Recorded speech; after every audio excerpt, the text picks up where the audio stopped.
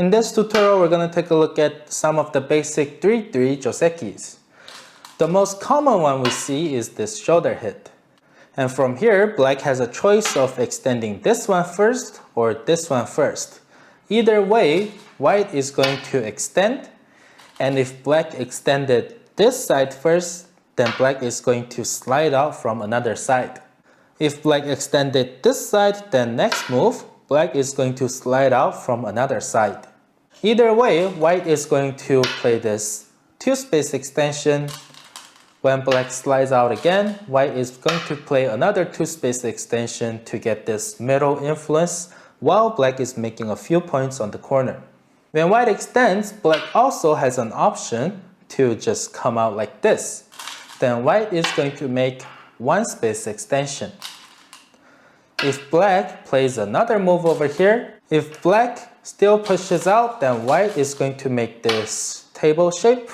If black slides out from here, then white is going to block this side of the board. If black slides out from here, then white is going to block this side of the board.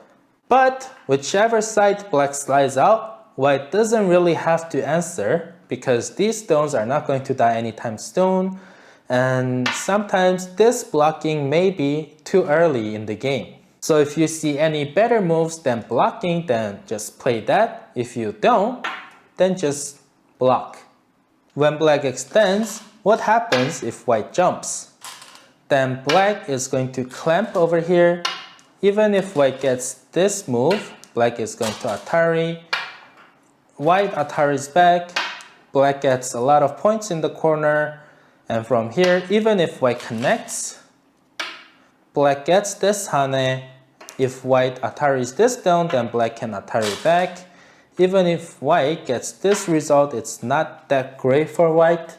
So with the 1-space jump, whatever happens, the result is probably not going to be great for white.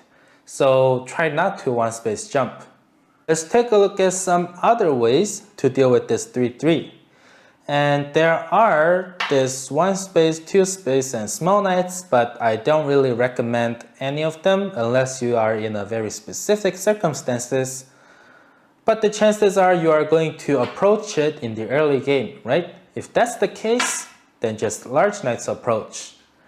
Black is going to small knights out, then you can pull your stone back. Black needs another move, so black is going to play, and you get sente. At any time, white can attach over here. When black bumps, white pulls back, and black secures the corner, and white can again play away or keep expanding this part of the board. When white attaches over here, black cannot resist like this. Because white is going to bump here first, black needs to block it, right? Then white is going to make a turn, black needs to block this side, otherwise this one is gone. And white is going to extend, which means white is completely alive in the corner, and white has this stone restricting black's influence. So when white attaches over here, black shouldn't be playing these clamps, trying to be smart. Just bump. When white pulls back, take your points, because that was your intention of playing this 3-3 anyway. Let me quickly go over why I don't recommend this small knights. Because black is going to answer you with the small knights too. You have to push. Black is going to extend. If white extends now, this side is leaking, so white needs another exchange. And from here, even if white extends, first of all, bottom is still leaking. Black can push down to grow that side. At worst, black can invade something over here, and this can get really disgusting. So if you don't want to have a headache like this, then don't play this small knights. With this 1-space approach, black is going to answer you with the small knights, and when you 2-space extensions, black can just get the wide side of the board.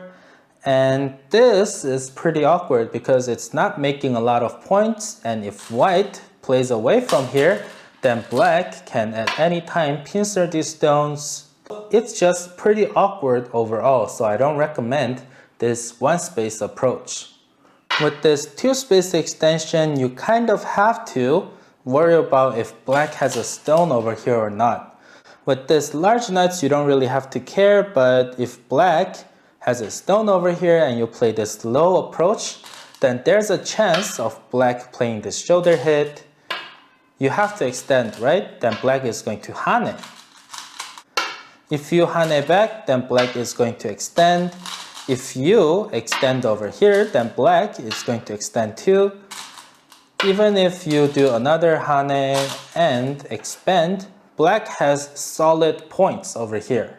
So I don't really recommend this two-space approach. If you're going to play this two-space, then you're going to get this picture. If black doesn't have a stone over here, this large knights is a bit better than the two-space because with the large knights, your head is more toward the middle. It's going to be very helpful in the later game. If black has stones everywhere already, then this two-space is terrible, this is terrible, this is terrible. Just shoulder hit this. To sum it up, if white chooses to shoulder hit, then black can extend once. White extend is a better option than this one-space jump. So white extends, and for black, wherever you extend it first, you're going to slide out the opposite direction. Then white is going to two-space jump, and black slides out again. White two-space jumps again, and black plays away. If black extends like this, then white is going to one-space jump. If black extends one more time, white is going to form this table shape. If black slides out this side, then white is going to block this side. If black comes out from this side, then white is going to block this side. Other than this shoulder hit, we can also approach, but this one space low approach, two space, and this small knights approach, I don't really recommend. If you are going to approach, then just play this large knights. Black is going to answer you with the small knights, and you can pull back. And when black pulls back, white can either tenuki or make this exchange first. Black bumps, white pulls back, black secures the corner, and white plays away. This is the easiest Josekis for both players. That's not complicated. I would like to say that if you are playing a game, then I don't recommend you to play this 3-3 because this 3-3 is only for those who are amazing at invading and reducing. But in our level, it's impossible for us to have that kind of ability. So just play this 3-4 point or this star point. When your opponent plays 3-3, then if you want to approach this corner, then just play this large knights. Try not to shoulder hit from the beginning because this way black gets a lot of points while you're making almost nothing in the middle. This influence can be powerful, but if you don't know how to use it, it can be useless too. When do you want to shoulder hit? Try to save it until black has something like this. Someone playing 3-3 like this, what are the chances of him coming back and closing the corner this way? So that player is never going to do that. He is just going to keep expanding. When this is about the right time, come in and shoulder hit, destroy this part of the board.